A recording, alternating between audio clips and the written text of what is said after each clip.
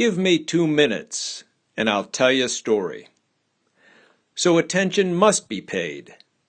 Those words from Arthur Miller's Death of a Salesman inspired me when I wrote my 2017 book, Vietnam Warrior Voices, Life Stories of Philip Caputo, John Del Vecchio, Robert Olen Butler, and Tim O'Brien.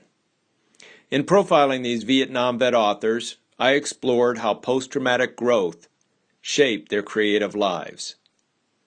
I didn't serve in Vietnam due to a student deferment and high draft number, 262.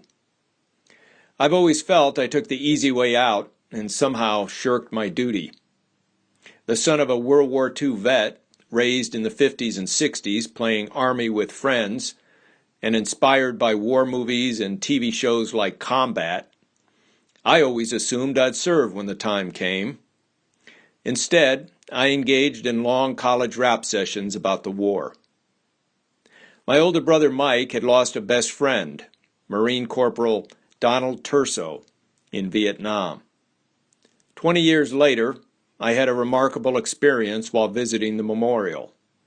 I wandered the path bordering those imposing black panels. Something made me stop and face the wall. Exactly at eye level was Turso's name. Vietnam vets have told me this wasn't happenstance. I was meant to find Turso's name and to remember him. I've often resented the blank stares of my millennial college students when discussing Vietnam. But my attitude is misplaced.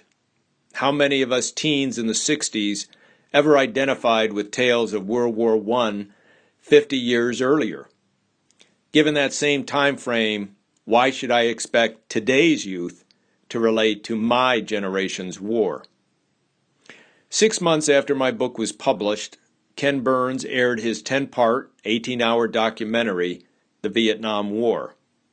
Caputo and O'Brien were featured often. In the last episode, Tim read from The Things They Carried. And he wept, as did many of us.